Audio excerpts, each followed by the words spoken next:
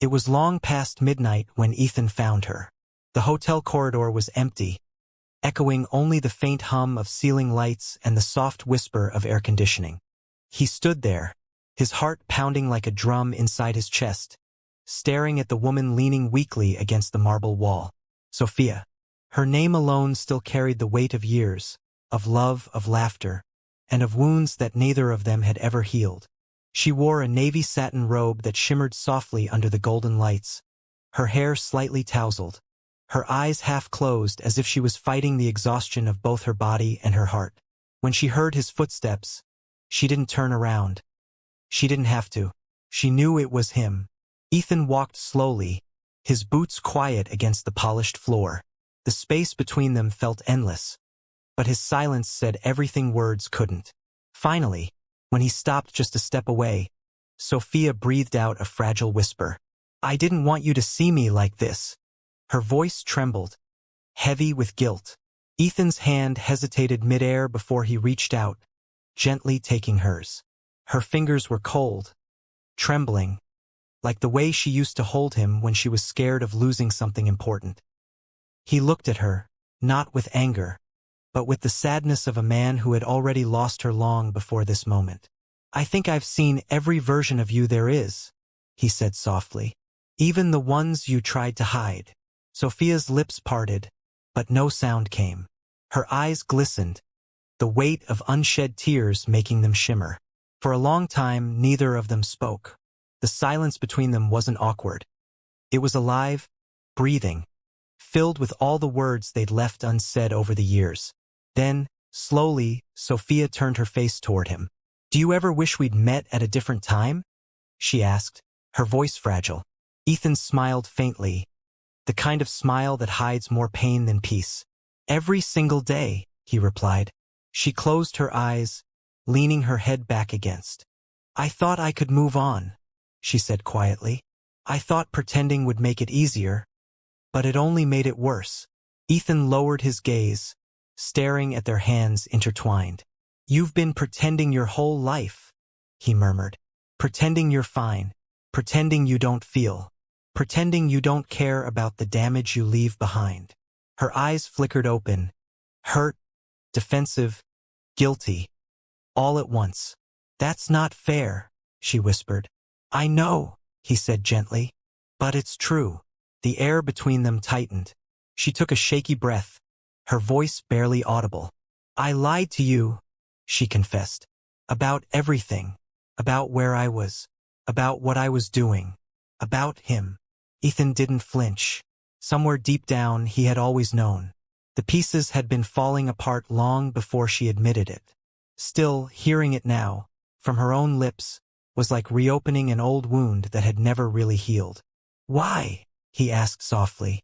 "After everything, why didn't you just tell me?" Tears slipped down her cheeks, tracing silent paths of regret. "Because I was scared," she said. "You've always seen the best in me, and I didn't want you to see the worst." Ethan sighed, his thumb brushing away one of her tears. "Sophia, the worst of you was still worth loving," he said. "I just wish you'd trusted me enough to let me in." She broke then, quietly, beautifully. The sob that escaped her lips wasn't loud. It was raw and human, the kind that comes from the deepest part of the soul. She pressed her forehead against his chest, her fingers clutching his shirt like a drowning person reaching for air. "I'm sorry," she whispered. "I ruined everything." He held her. Not tightly, but enough to remind her that once, they had belonged to each other. "You didn't ruin everything," he said. "You just stopped believing we could fix it." For a moment, time froze. The hotel lights flickered softly, the hallway stretching infinitely in both directions. It was just them, two broken hearts. And then, with one last look, the kind that carries 1,000 memories, he let go of her hand. The warmth of her skin lingered on his fingertips as he turned and began to walk away. Sophia watched him go, her back sliding down the marble wall until she sat on the cold floor, alone in the silence of the corridor. Her robe shimmered faintly under the lights, the color of midnight and regret.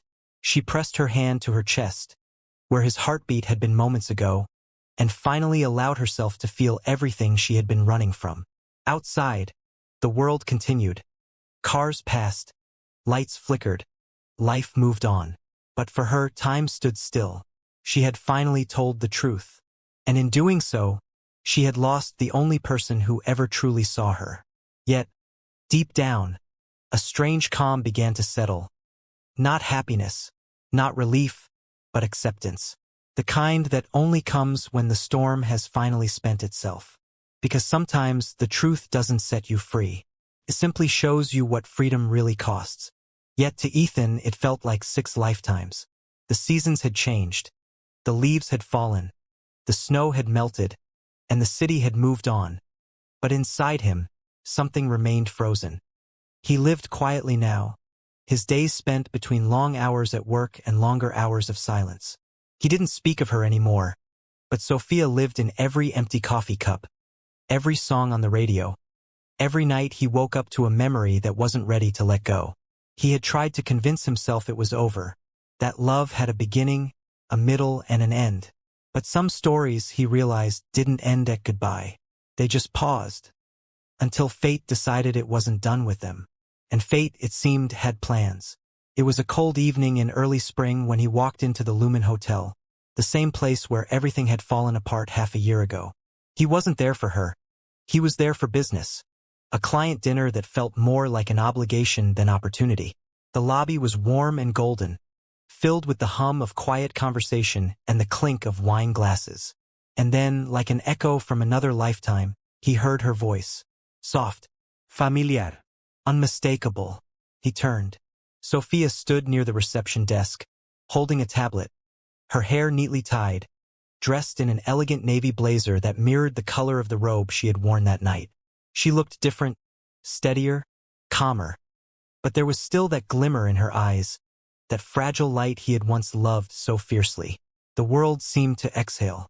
For a long, suspended moment, neither of them moved. The air between them filled with everything that had been left unsaid. Finally, she broke the silence, her voice professional, cautious. "Mr. Hale," she said softly, "I didn't know you'd be attending tonight." He hesitated, forcing a polite smile. "Neither did I," he replied. It was strange, standing in front of her again, this woman who had both built and broken him. There were no tears this time, no dramatic. Their eyes met. When the dinner ended, he found her outside on the hotel terrace, standing alone beneath the city lights. She didn't turn when he approached. "I didn't expect to see you again," she said. "Neither did I," he replied. "But I guess fate doesn't like loose ends." Sophia smiled faintly. "Do you believe in fate now?" He shrugged. "I believe in unfinished business." The wind brushed past them, cool and fragrant with rain. For a while, they stood in silence, watching the traffic below. 2 people who had once shared everything, now sharing only the quiet. She finally turned to him. "You look better," she said. "At peace." "I've been learning," he replied. "How to live without blaming the past." She nodded, her eyes glistening. "That's harder than it sounds." He studied her for a moment. "And you?" he asked. "Did you find what you were looking for?" Sophia took a deep breath. "I found honesty," she said, "even if it cost me everything else." There it was, the truth, simple and raw. She wasn't the same woman he'd left in that hallway. She had rebuilt herself, piece by fragile piece, learning how to stand without the lies that once held her together. "Ethan," she said after a pause, "I never thanked you for that night." He frowned softly. "For what, exactly?" "For not hating me," she said. "For letting me tell the truth, even when it broke us." He looked down, then back at her. "You didn't owe me gratitude," he said. "You owed yourself freedom. You just finally took it." Her eyes softened, a small tear escaping despite her control. "Do you ever wish things had turned out differently?" she asked. He smiled, weary but gentle. "I used to, but then I realized, if they had, we wouldn't be who we are now." Sophia nodded slowly, her expression caught between relief and sorrow. "You're right," she whispered. "We were meant to meet, just not meant to stay." There was no anger left, no resentment. Only acceptance. The kind that comes when both hearts finally stop fighting. After a while, she picked up her umbrella and turned to leave. "I hope you find someone who sees you the way you saw me," she said. He looked at her, his eyes steady. "And I hope you never have to hide again." With that, she walked away, not in pain this time, but in peace. Ethan watched her until she disappeared into the crowd. Then he tilted his head back toward the sky, letting the rain wash over him. It didn't sting anymore. Felt clean, like closure. Sometimes life gives us only one great love, not to keep, but to teach us how to love at all. And in that quiet understanding, both of them finally found what they had been missing all along. Not each other, but themselves.